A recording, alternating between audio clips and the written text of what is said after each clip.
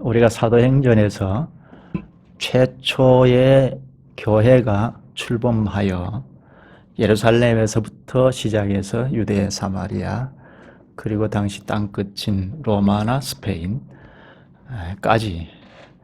어떻게 확산되어져 갔는지를 지금 쭉 따라 잡고 있습니다. 거기에 전면에 바울이 있기 때문에 바울 한 개인을 추적하는 것 같이 보이지만 그렇지 않고 바울이 복음을 전하여서 건설된 교회가 어떻게 확산되어져 갔는지를 보고 있습니다. 그렇게 초기 예루살렘에서부터 시작한 교회가 점차 유럽으로 확산되어서 오늘 우리에게까지 교회가 이어져 오고 있습니다. 이 점을 계속 쭉 따라가면서 보고 있는데요. 이제 사도행전 막바지에 이르렀습니다. 여러 차례 늘 말씀드리는 건데 본문을 읽고 오자 했습니다. 좀 읽고 오셨죠? 본문을 자꾸 읽어보는 것은 하나님께서 계시하신 말씀을 좀 더 잘 이해하기 위함이죠. 우리가 본문에 있는 말씀을 자꾸 끄집어내와서 이야기하는 것은 자칫하면 이용하기가 쉽습니다. 왜 그렇죠? 본문에 들어가서 보지 않으면 그 시대 상황에서 하나님께서 계시하신 말씀이니까 그 상황에서 말씀하신 것을 들어야 제대로 들을 수 있지 않습니까? 우리가 누구하고 대화를 하든지 말을 할 때 어떤 상황에서 이야기하지 않습니까? 그런데 그 상황을 빼버리면 말만 남죠. 그처럼 성경 어떤 본문이든지 그렇습니다. 성경 전체 원리도 그런데요. 그 당시 시대 상황에서 하나님이 그 시대의 사람들에게 어떤 말씀을 하셨는지, 바울이면 바울, 오늘 총독 앞에 재판을 받는 내용인데요. 이 내용을 하나님께서 어떻게 계시의 말씀으로 택하셨는지 이런 것들을 잘 이해할 수가 있습니다. 그래서 본문을 자꾸 읽어보자 하는데요. 예를 들어서 사도행전 1장, 2장, 3장, 4장 쭉 읽어가 보면 교회가 예루살렘에서부터 힘차게 해서 출발을 했는데 박해가 유대교로부터 아주 적극적인 박해가 일어나지 않습니까? 스데반이 돌에 맞아 죽은 직후부터는 굉장한 박해가 일어났죠. 도무지 견딜 수 없어서 흩어지면 안 되는 상황이 되어버렸습니다. 그래서 여러 곳으로 흩어졌습니다. 이것을 그 당시 시대 상황을 이해하지 못하고 읽으면 오늘 우리 시대에 바로 직대입해서 읽으면 교회가 똘똘 뭉쳐져 있는 것만 옳은 것은 아니다. 흩어지자 할 수가 있죠. 그렇게 해석하는 교회도 있습니다.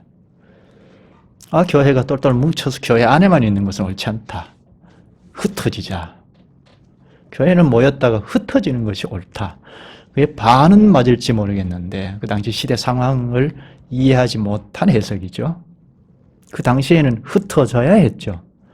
예루살렘 교회만 뭉쳐져 있는 것은 시대의 요청이 옳지 않았습니다. 흩어져야 했죠. 근데 흩어지지 않으니까 그 박해를, 유대교의 박해를 하나님께서 쓰신 거죠. 오순절 절기를 지키러 왔다가 성령이 강림하고 그리고 성령께서 혹은 주께서 하실 말씀을 베드로가 전면에서 사도들이 다 함께 대언의 설교를 할 때 그것을 듣고 회심하지 않았습니까? 다 유대교인들이었는데 각국에 흩어져서 살던 유대인들이 오순절 절기를 지키러 왔다가 말씀을 듣고 회심하고 교회가 형성된 그 교회가 예루살렘 교회이지 않습니까?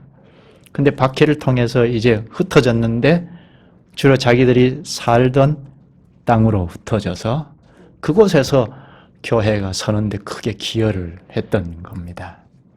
그렇게 흩어졌지만 예루살렘 교회는 그냥 다 헤쳐버리고 없어졌습니까? 여전히 교회가 남아 있었죠? 지금 한 20년 훨씬 넘는 상황, 지금 바울이 혼자 외로이 고통을 당하고 외로운 싸움을 싸우고 있는데, 이때는 예루살렘 교회가 버젓이 있음에도 전혀 힘이 되어주지 않고 있는 상황, 그러니까 예루살렘 교회가 힘을 잃어버린 상황이 문제인 것이지, 당시에는 흩어지는 것이 시대적인 요청이었고, 그러나 예루살렘 교회는 그대로 든든하게 서야 했던 거죠. 하나님의 말씀은 다 그렇습니다. 그 당시 상황에 들어가서 하나님께서 계시의 말씀을 하신 것을 잘 살펴봐야 말씀을 잘 볼 수 있는 것이고 들을 수 있는 거죠. 그래서 본문을 자꾸 읽어보자 했습니다. 오늘 우리 시대에는 땅끝에 속하죠. 당시의 땅끝은 로마나 스페인 정도 될 텐데요. 그 당시에는 전 세계가 교회가 무엇인지 모르는 시대 아닙니까? 기독교가 전혀 알 수 없는 시대였습니다. 그래서 예수님께서 사도행전 1장 8절에서 성령이 강림하면 너희가 유대와 사마리아와 땅끝까지 이르러 내 증인이 되리라 하셨습니다. 그게 사도행전의 중심 구절이 되죠. 그래서 사도들은 익히 그 말씀의 뜻을 잘 이해하고 예루살렘 교회가 선교 지국으로 삼아서 흩어져서 복음을 전했던 겁니다. 또 안디옥 교회는 바울의 선교 지국이 되어서 기도와 지원을 받아서 선교 여행을 다니면서 복음을 전하고 교회를 세웠던 겁니다. 그러나 오늘 우리 시대에는 땅끝에 속하니까 교회가 이제는 다 알죠. 세계가 다 기독교가 무엇인지 알고 있습니다. 근데 문제는 그리스도의 교회가 무엇인지 뚜렷이 나타내는, 이게 오늘 우리의 사명이죠. 아직도 어두운 가운데 있는 자들에게 교회가 든든히 서서 복음을 전하고 어두운 가운데서 벗어날 수 있도록, 그리스도의 구속에 참여할 수 있도록 교회가 든든히 서야 하는 이런 시대이죠. 그러니까 흩어지는 것이 대수가 아니고, 흩어질 때는 교회가 든든히 서 있는 데서 흩어져야 하죠. 그래야 복음을 전해서 그리스도와 연합한 교회에서 과연 구원의 백성이다 하고 객관적인 보증을 받아서 교회 안에서 보호를 받을 뿐 아니라 말씀을 계속 공급을 받아서 이것저것 마땅히 할 일을 할 것 아닙니까? 하나님 나라의 한 부분을 담당하면서 살아갈 수 있게 됩니다. 그러니까 이 시대는 교회가 든든히 서야 하는 것이 매우 중요합니다. 말미에 가서 또 짚을 텐데요. 본문으로 들어가서 오늘 본문도 역시 지난 주일에 본 본문 내용과 흡사한데요. 베스도 총독 앞에서 바울이 변론하는 내용입니다. 아주 내용이 간단한데요. 지난주에 벨릭스 총독 앞에서 변론한 내용과 거의 같기 때문에 저자 누가가 간략하게 처리해서 기록한 것 같습니다. 베스도 총독, 벨릭스 총독 좀 염두에 두면 좋겠는데요. 베스도 총독 앞에서 신문을 받다가 바울이 가이사에게 가서 심판을 받겠다, 재판을 받겠다 하고 상소를 합니다. 왜 지금에 와서 상소를 할까? 이 말씀을 여러 차례 읽으면서 참 의문이 들었는데요. 가진 고생을 다 하지 않았습니까? 아슬아슬하게 목숨을 부지하면서 여기까지 오지 않았습니까? 그런데 지금 상소할 것 같으면 2년 전에, 한 2년이 흘렀는데요. 벨릭스 총독 앞에서 나는 가이사에게 가서 재판을 받겠다 할 수 있었을 텐데 2년이나 감옥에서 죄 없이 갇혀 있다가 지금에 와서 가이사에게 재판을 받겠다고 상소를 합니다. 왜 지금일까? 그리고 바울은 홀로 싸우고 있습니다. 아슬아슬하게 목숨을 부지하면서 벼랑 끝에서 싸우고 있습니다. 당시에 예루살렘 교회가 있었지 않습니까? 그런데 홀로 싸우는 것, 이건 왜일까? 이런 점들을 생각하면서 말씀을 쭉 읽으면서 듣겠습니다. 벨릭스 총독 이후 후임자로 베스도 총독이 부임해 왔는데요. 벨릭스 총독은 2년 전에 유대를 관할하는 총독으로 부임해서 일을 하다가 역사가에 의하면 소환당했다고 합니다. 그러니까 유대를 통치하고 할 때 너무 강압적으로 막 통치를 하는 것 때문에 유대인들의 원성이 지대하게 높았고, 그래서 유대인들이 견디기가 어려워서 로마 당국에 진정을 했답니다. 벨릭스 총독이 총독으로 있는 한 우리는 로마와 친밀하게 지낼 수 없다 하고 강력하게 진정서를 올렸다고 합니다. 그래서 로마가 당시에는 팍스 로마나에서 로마의 평화, 세계 평화를 추구했던 상황이었기 때문에 유화 정책을 펴서 벨릭스 총독을 소환을 하고 대신에 가장 온순하고 그리고 유대 시민들하고 아주 친밀하게 잘 통치할 수 있는 자인 베스도를 파송한 것 같습니다. 그래서 베스도가 와서 치리를 하게 됩니다. 근데 이 베스도는 무거운 짐을 안고 오게 되었죠. 벨릭스 총독이 일하던 것을 떠맡은 것도 있고, 그리고 유대인들이 공회가 한 2년 전에 바울을 신문할 때 부활을 이야기했다가 양번으로 갈라졌죠. 사두개파와 바리새파가 딱 갈라졌죠. 지도자들이 그렇게 일치가 안 되는 이런 문제도 이 베스도 총독이 과제로 안고 있습니다. 잘 수습을 해야 평화롭게 치리할 수 있지 않습니까? 이런 것도 베스도가 과제로 안고 있고, 또 아울러 바울의 문제도 해결을 해야 하는 과제를 안고 있습니다.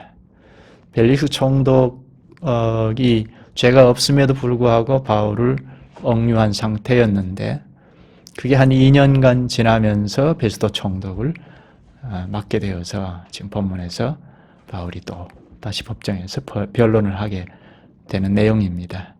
본문을 쭉 읽으면서 보도록 하겠습니다. 1절을 좀 볼까요? 베스도가 부임한 지 3일 후에 가이사라에서 예루살렘으로 올라가니, 부임한 지 3일 만에 예루살렘으로 올라갑니다. 원래 부임을 하면 인사차, 인사들을 만나는 것이 상례이죠.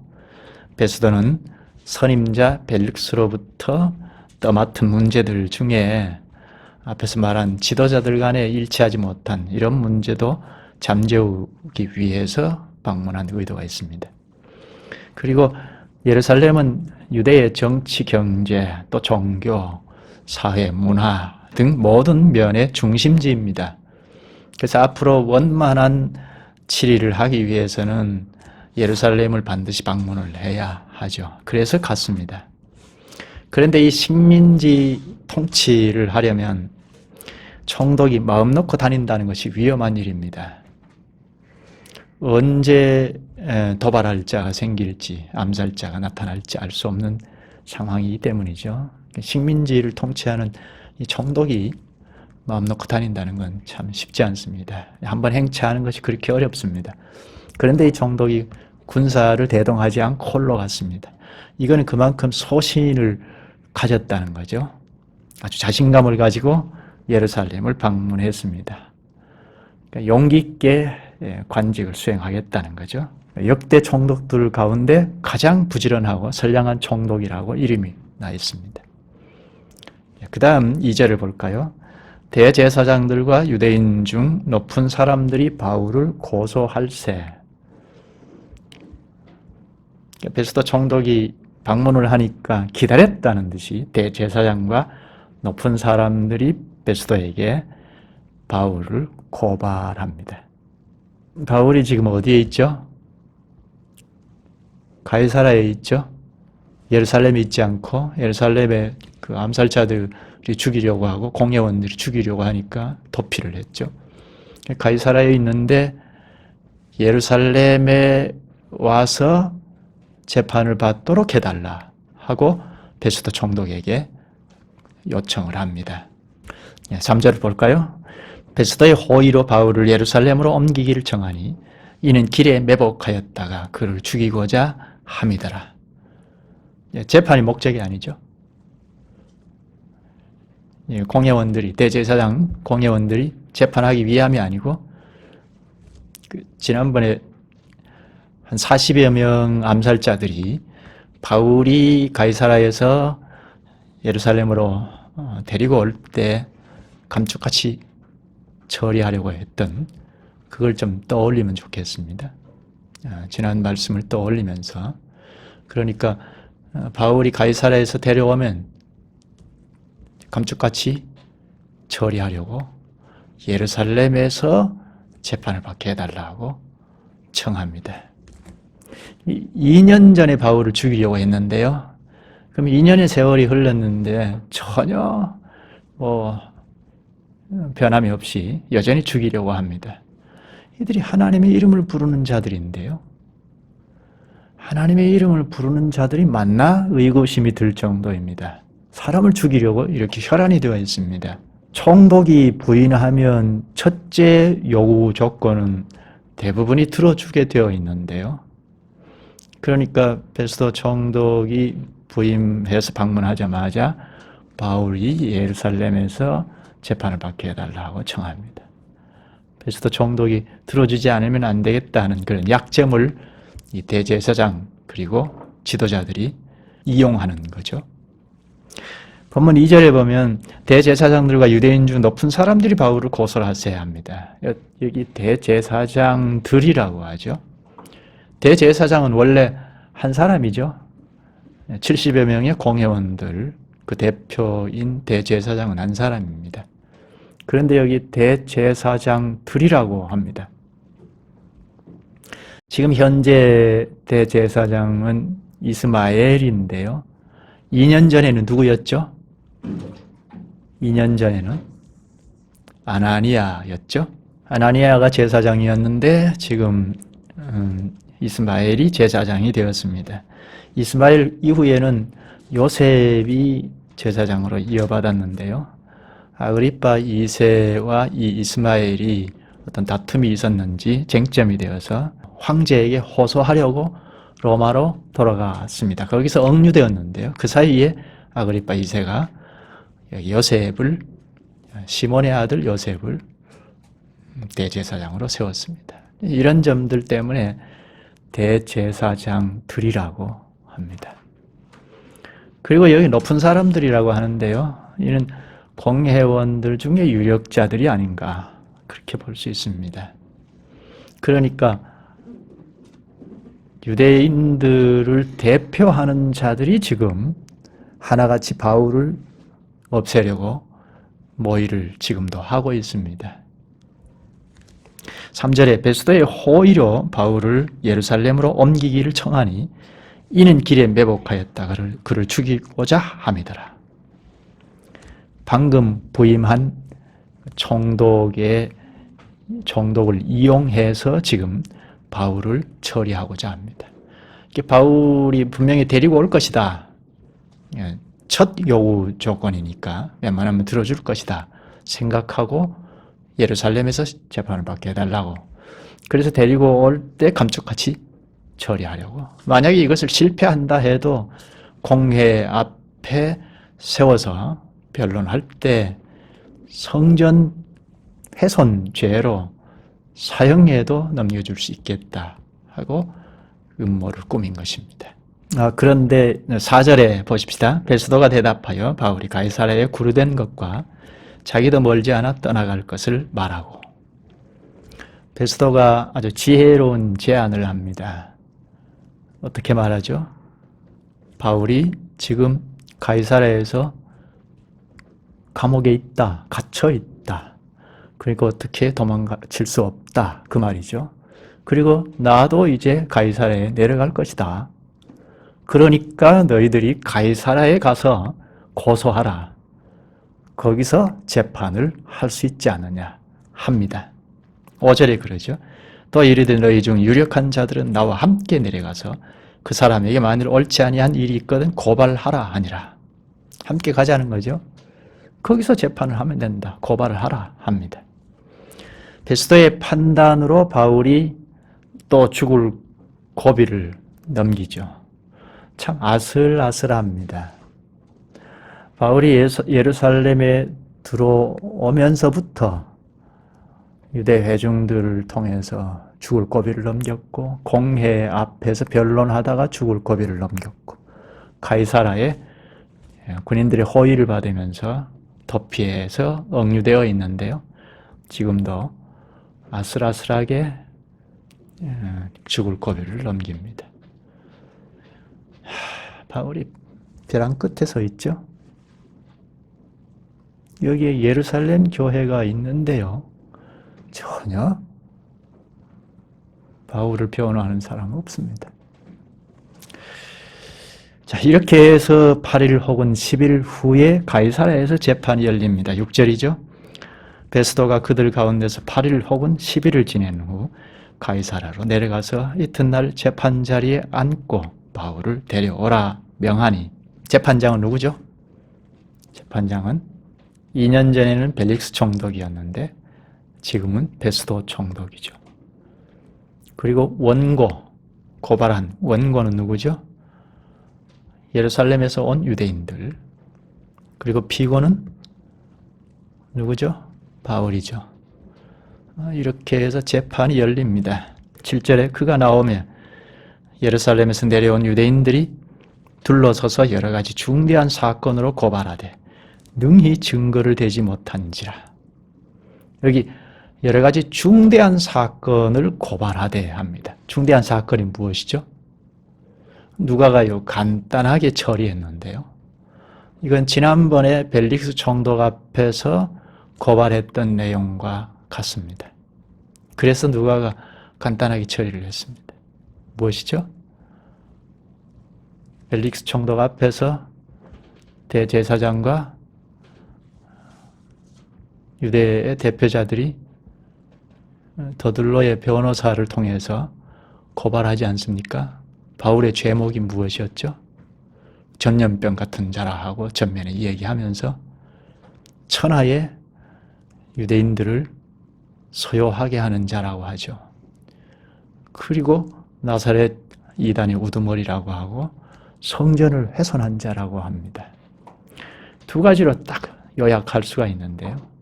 하나는 소요 사태의 주범이라는 겁니다. 이거는 정치적인 겁니다.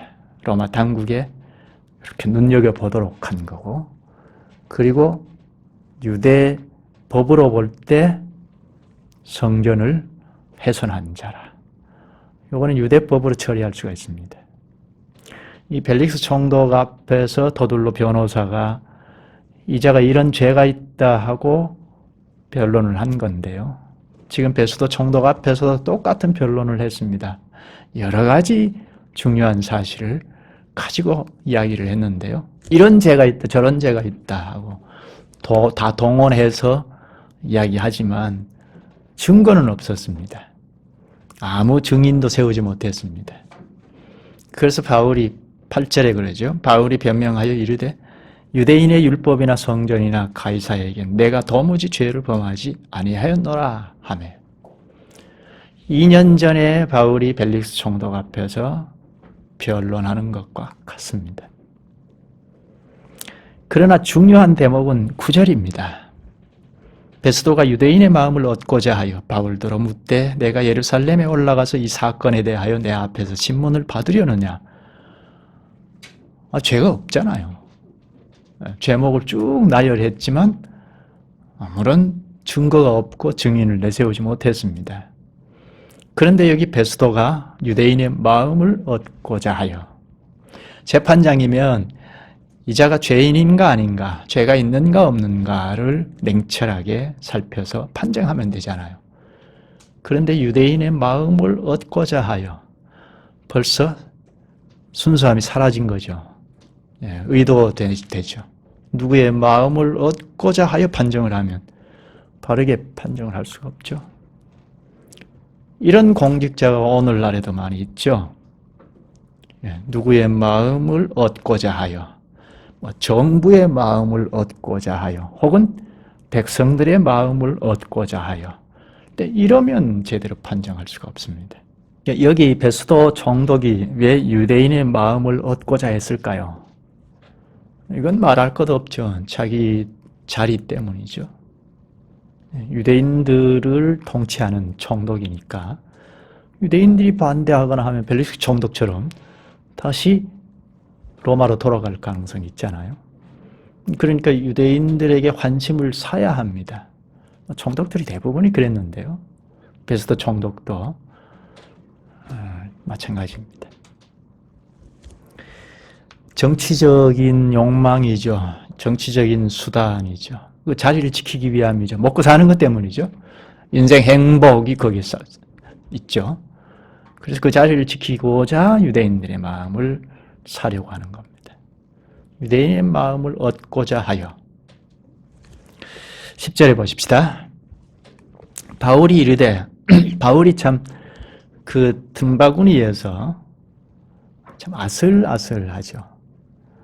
그래서 바울이 변론합니다. 바울이 이르되 내가 가이사의 재판 자리 앞에 섰으니 마땅히 거기서 신문을 받을 것이라. 당신도 잘 아시는 바와 같이 내가 유대인들에게 불의를 행한 일이 없나이다. 지난번과 똑같죠. 죄가 없습니다. 벨릭스 총독 앞에서 변론한 것과 똑같이 당신도 잘 아시는 바와 같이 내가 유대인들 앞에서 불의를 행한 일이 없나이다 합니다. 11절에도 만일 내가 불의를 행하여 무슨 죽을 죄를 지었으면 죽기를 사양하지 아니할 것이라고 합니다. 죽는 것도 나는 감수하겠다 합니다. 그래서 결국은 가이사에게 호소합니다. 11절 끝에 말하죠. 아무도 나를 그들에게 내줄 수 없나이다. 내가 가이사께 상소하노라. 아무도 믿을 수 없다는 겁니다. 가이사께 상소를 합니다.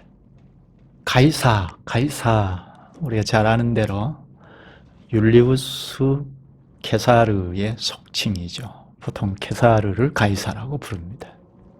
주전 44년경에 율리우스 케사르가 암살을 당했는데요.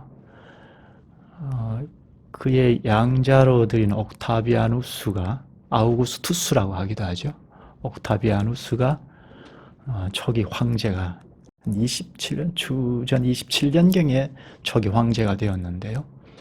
그때부터 황제와 가이사를 동일한 말로 사용을 했습니다. 가이사가 황제의 칭호가 된 거죠.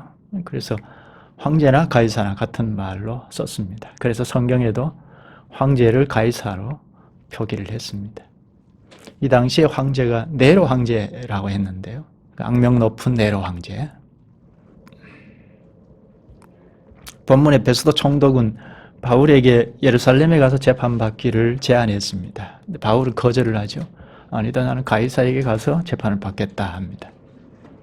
베스도는 유대인의 마음을 얻고자 하여 예루살렘에 가서 재판을 한 번 더 받자 합니다. 바울은 도무지 그럴 수 없다는 판단을 하고 이제는 어쩔 수 없다 하고 로마로 가겠다고 합니다. 아마 바울의 마음에는 예수님께서 얼마 전에 한 2년 전에 바울 곁에 서서 담대하라. 내가 예루살렘에서 나의 일을 증언한 것 같이 로마에서도 증언하여야 하리라 하신 말씀, 이걸 늘 염두에 두었을 것입니다. 주님의 말씀을 염두에 두었을 것입니다. 그런데 이제는 도무지 안 되겠다 하고 가이사에게 가서 재판을 받겠다고 합니다. 이 베스도 총독도 벨릭스 총독보다는 상당히 유화 정책을 쓰는 사람으로 파송을 받았지만 어쩔 도리가 없죠. 유대인의 마음을 얻고자 하여. 그러니까 한 사람의 생명은 안중에도 없습니다. 바울이 지금 목숨이 왔다 갔다 아슬아슬한 상황입니다. 죄가 없는데요. 죄가 없는데 지금까지 억류되어 있었고 또 이렇게 재판정 앞에 세우려고 합니다. 재판정 앞에 선다는 것이 쉬운 일이 아니거든요. 지금도 판사들 앞에 선다는 것이 굉장한 압박이 온답니다. 경험한 사람들의 이야기인데요. 바울을 또 세우고자 합니다. 예루살렘 공회 앞에 선다는 것은 목숨을 건 행위이죠. 2년 전에 벌써 경험을 했지 않습니까? 자칫하면 죽을 뻔했습니다. 근데 또다시 선다는 것은 있을 수 없는 일이다 해서 바울이 피치 못하여 상소한 겁니다. 당시 로마법에는 부당한 처벌을 받지 않도록 보호장치가 제도화되어 있었다고 합니다. 그리고 항소에 대한 법령이 발달이 되어 있었다고 합니다. 그래서 바울이 항소했습니다. 특히 생명과 관련된 문제, 그와 걸맞는 아주 중요한 문제는 이방인 지역에서 사는 사람이라도 로마 시민권을 가진 자는 가이사에게 가서 호소할 수 있게 되었답니다.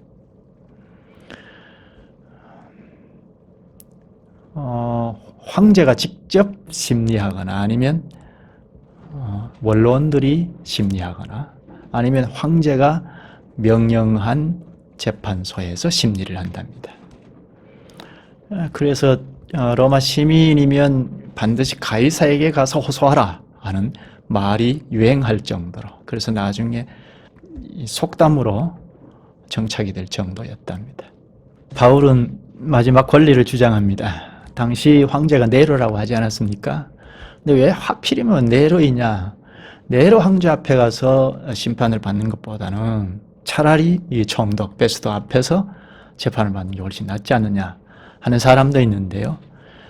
주후 62년까지는 네로 황제가 괜찮게 치리를 했답니다. 유능한 정치가 세네카와 또 근위대장 블루스의 영향으로 네로가 괜찮게 치리를 했답니다. 근데 그 이후부터 악명 높은 황제가 되었고 기독교인들을 사정없이 박해를 했답니다. 그러니까 바울이 로마로 갈 당시에는 괜찮았던 것 같습니다.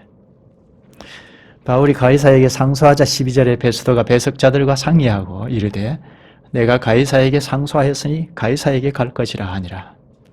여기 배석자들은 아마 황제의 고급 관료들 혹은 법률자문위원 정도 된 것 같습니다. 베스도는 그들로부터 조언을 구해서 가이사에게 갈 것이라는 판결을 합니다. 그래서 이제 바울이 가이사에게 가게 되었습니다. 바울의 제목이 무엇이죠? 크게는 두 가지로 볼 수 있는데요. 로마법으로는 소요 사태의 주범이라는 거, 밀란을 일으키는 주범이라는 거, 그리고 유대법으로는 성전을 훼손한 죄, 두 가지 다 이리저리 다 걸리는 상황인데요. 그러나 죄가 없죠. 여기 베스도 총독 앞에서 재판을 했지만, 변론을 다 했지만 죄목이 없었고 증거를 댈 수가 없었고 증인을 댈 수가 없었습니다. 그러니까 죄가 없는 상태이죠. 그래서 베스도가 유대인의 마음을 얻고자 하여 결국 상소도 받아들였습니다. 유대인의 마음을 얻고자 하여. 그러니까 바울이 이렇게 버티고 있는데, 그리고 상소했는데 그대로 예루살렘에 가서 재판을 받아야 한다고 강제하면 또 불상사가 일어나기도 하고 하니까 그 상소를 받아들여서 이제 로마로 보내게 됩니다. 그런데 바울이 왜 지금일까? 왜 지금 상소할까? 상소할 것 같으면 진작하면 안 됐나? 2년 전만 해도 벨릭스 총독 앞에서 상소했으면 훨씬 낫잖아요. 2년 동안 아무런 죄가 없는 상태에서 구금당했습니다. 2년 동안 피마른 구금 상태에서 살았습니다. 왜 지금에 와서 상소를 할까 생각할 점입니다. 28장 17절부터 보면 28장 17절부터 보면 바울이 어쩔 수 없이 상소했다는 말을 합니다. 28장을 한번 볼까요? 18절 19절을 한번 보십시다. 로마인은 나를 신문하여 죽일 죄목이 없으므로 석방하려 하였으나 유대인들이 반대하기로 내가 마지 못하여 가이사에게 상소하며 내 민족을 고발하려는 것이 아니니라. 내가 마지 못하여 상소했다고 하죠. 유대인들을 내가 고발하기 위함이 아니라고 하죠. 참 바울이 유대인들을 엄청 사랑하죠. 동족, 형제들을 엄청 사랑하죠. 맛 고소할 수 있잖아요. 그런데 그렇게 하지 않고 내가 마지 못하여 상소했다고 합니다. 이게 뭘까요? 지금에 와서 상소하는 거, 그리고 28장에서 마지 못하여 부득불 상소했다고 합니다. 무엇이죠? 첫째는 유대 형제들을 극진히 사랑했다는 겁니다. 예루살렘에 올라올 때 이미 표현을 했죠. 예루살렘에 올라올 때 내가 죽기를 각오하고 예루살렘으로 간다고 했고, 이는 형제들에게 복음을 전할 마지막 기회로 삼았던 거죠. 그만큼 형제애가 깊었던 겁니다. 극진히 형제들을 사랑했던 겁니다. 빚진 상태였죠. 바울은 빚진 자의 심정을 해소할 수가 없었습니다. 왜죠? 자기도 이 형제들과 똑같이 하나님의 이름으로 사람을 막 죽여나갔거든요. 스데반이 죽는데 증인으로 서 있었거든요. 그런 상황들을 보면서 예수 그리스도의 부활하신 예수 그리스도를 만나면서 회심을 하고 보니 얼마나 이게 어리석은 일인지를 알고 있기에 빚진 자의 심정을 떨칠 수가 없어서 예루살렘으로 올라온 겁니다. 그래서 기회만 되면 복음을 전하기 위해서, 그러니까 재판장 앞에서도 완곡하게지만 부활을 자꾸 전하고 어떻게든 주님께서 그 말씀을 쓰셔서 돌이키기를 바랐던 겁니다. 2년 동안 구금된 상태에서도 기회를 본 겁니다. 그러니까 지금 부득불 상소한 것은 지금까지 기회되는 대로 동족을 사랑하여 복음을 전하기 위함이었던 겁니다. 그런데 이제는 안 되겠다 한 겁니다. 그러면 이제는 갈만했습니까? 갈만했죠. 이제 더 이상 버티다가는 아무것도 할 수 없는 상태가 되겠다 한 거죠. 바울의 마음속에는 내재되어 있었던 것은 주님의 말씀이죠. 우리가 늘 중요한 주님의 말씀을 마음에 담고 있는 것과 같이 바울은 얼마 전에 예루살렘에 왔을 때 바울 곁에 서서 담대하라, 다른 말로 함께 하겠다는 말씀을 생생하게 가지고 있었기 때문에, 그리고 로마에서도 증언하여야 하리라 하신 주님의 말씀을 잊을 수 없기 때문에 이제는 안 되겠다 하고 로마로 가야겠다 하고 상소한 겁니다. 지금 바울은 혼자입니다. 벼랑 끝에 서서 지금 외로운 싸움을 싸우고 있습니다. 이게 뭘까요? 옆에 수만 명이 되는 교회가 있지 않습니까? 그런데 혼자입니다. 아무도 바울 편이 되어주지 않습니다. 이게 무엇을 말하나요? 교회가 있으나 마나하다는 겁니다. 교회가 무엇이죠? 우리가 처음 교회에 입문할 때 불신자 자리에서 회심하고 신앙 고백하고 입문할 때 세례를 받지 않습니까? 이건 우리가 잘 아는 내용이죠. 그리스도와 연합의 세례를 받고 연합을 하죠. 세례받기 이전까지 그리스도와 연합된 사실을 알 수 없기에, 그러니까 불신자로 있을 때는 내 중심으로 살죠. 아담의 후손으로 와서 내가 왕자의 자리에서, 임금의 자리에서, 하나님 자리에서 생각하고 말하고 행동하는 삶을 삽니다. 그러니까 자기 중심, 이게 죄인의 현 주소이죠. 그래서 내가 하고 살아갑니다. 개체로 살아간 거죠. 그런데 그리스도를 만나서 세례를 받을 때 나는 그리스도와 연합하여 분자로 그리스도의 말씀을 따라서 살겠다 하고 고백하고 연합의 세례를 받고 시작하지 않습니까? 이게 교회예요. 교회 공동체라고 할 때 이게 뭐 단순한 조직체가 아니고 그리스도와 연합한 연합체. 이걸 바울이 서신서에서 잘 가르치지 않습니까? 그리스도의 몸이라고. 그리스도의 몸의 분자들이라고. 이제는 내가 개체로 사는 건 끝났다 하고 세례를 받지 않습니까? 이제 분자로 사는 겁니다. 지체로 사는 거죠. 연합한 교회가 지금 바울이 지체로 생각하지 않았다는 거죠. 속속들이 다 알 수는 없지만 관망하고 있었다는 것은 교회 부재예요. 바울이 그리스도와 연합한 분자라는 생각을 했다면 어떤 방법으로든지 힘이 되어줄 텐데 기도회를 열었다는 것조차도 없습니다. 이건 당시 예루살렘 교회가 부재라는 겁니다. 한 20년 훨씬 넘어서면서부터 이렇게 내리막길로 달려가고 있습니다. 초기 교회가 설 때는 어땠습니까? 우리가 좀 많이 시간이 지나서 이제 잊어버릴 수 있는데요. 잊어버릴 수 있는데 처음 예루살렘 교회가 섰을 때 힘차게 서지 않았습니까?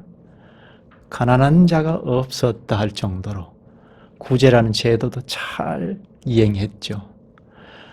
헬라파와 히브리파가 양분되었습니다. 교회가 나뉘어질 상황이 되었습니다. 그럴 때도 그 상황을 훨씬 뛰어넘어서 일치해서 가지 않았습니까? 그럴 힘이 있었습니다. 어디에서 그런 힘이 생겼죠? 사도들의 가르침을 받아 말씀의 가르침이 있었기 때문입니다.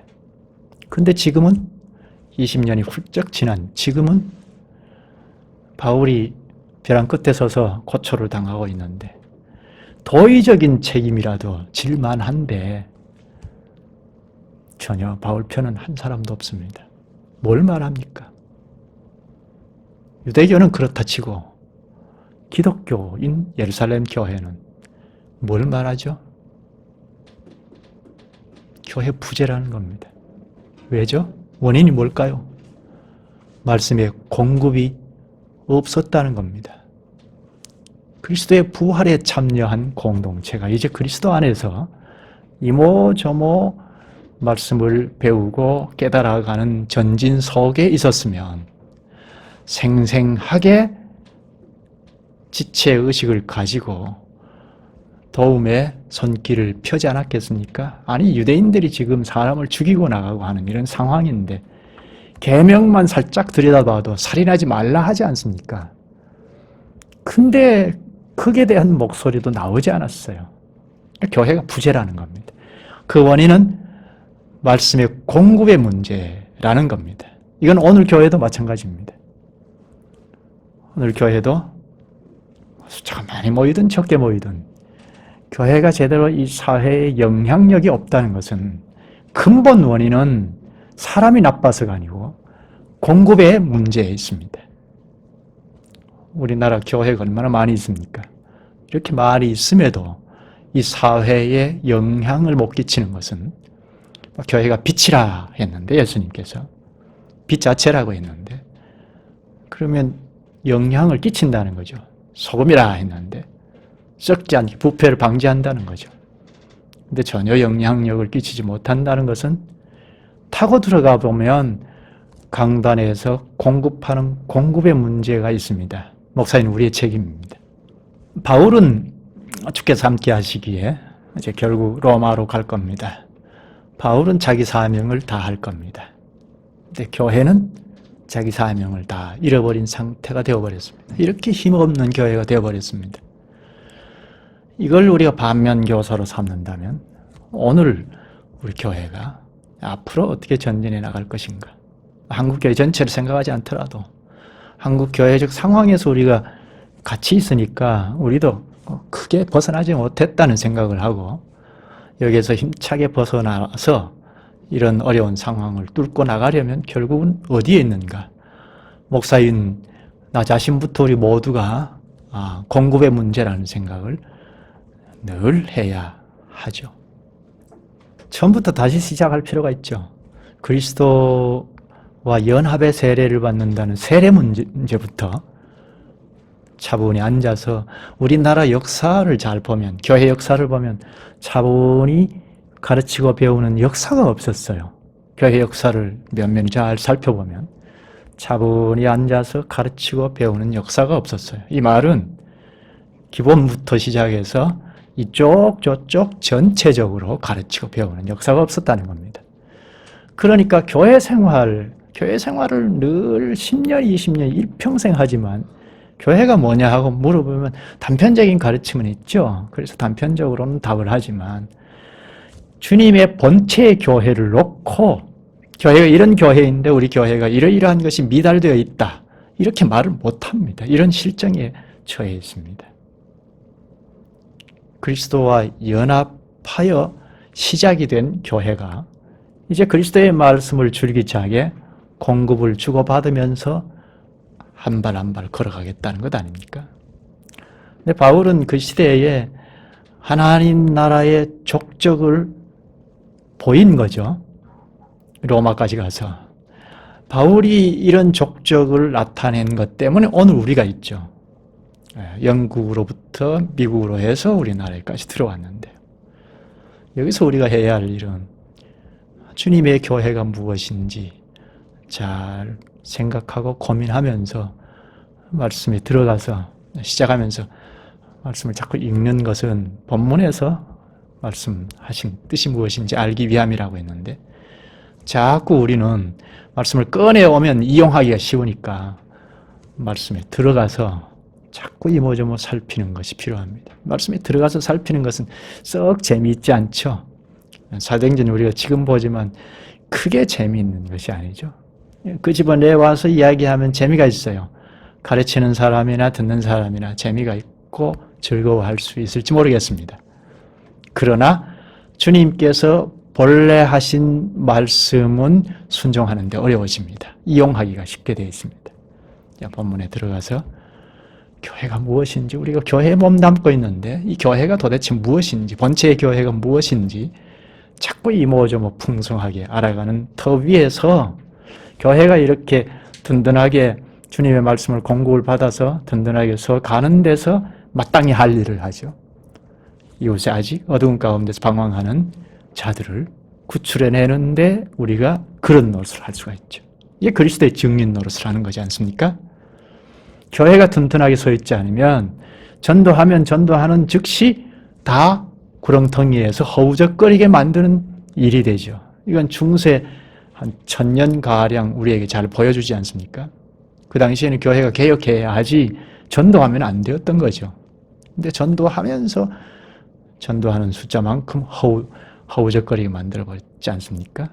오늘날 교회가 개혁교회로 개혁하고 나왔지만 개혁교회로 든든하게 서 있는데 아주 미비하니까 우리 한국 교회적 상황에서는 특히 그러니까 우리가 말씀으로 자꾸 돌아가서 별로 재미가 없지만 말씀으로 자꾸 돌아가서 이모저모 이쪽 저쪽 자꾸 배우고 깨달아가면 자꾸 사고가 생깁니다.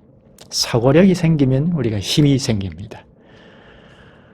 어떤 상황에서든지 지금 코로나로 힘겨운 상황인데 이런 상황에서도 말씀으로 돌아가는 것이 우리가 마땅히 해야 할 일이고 이게 지름길입니다. 오늘 여기까지 하죠.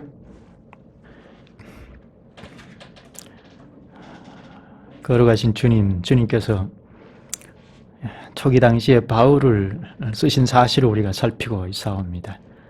바울이 지금에 와서 상소하여 로마로 가겠다는 이 결정은 주께서 말씀하시는 것이 있어서 그것이 움직였고 또 상황을 또 주께서 쓰셔서 된 일이옵나이다. 주님께서 한 2년 전에 로마에서도 증언하여야 하리라 하신 그 말씀을 바울을 통하여 다 이루시는 주님, 오늘날 저희에게도 이 상황까지도 주께서 쓰셔서 주께서 하신 말씀이 다 이루어지는, 그리하여 저희가 이 교회에 참여하여 하나님 나라의 족적을 남기는 행보가 되게 하여 주시기를 원하옵나이다. 그러기 위하여 주님의 말씀에 늘 창념하게 하시옵소서. 예수님의 이름으로 기도하옵나이다. 아멘.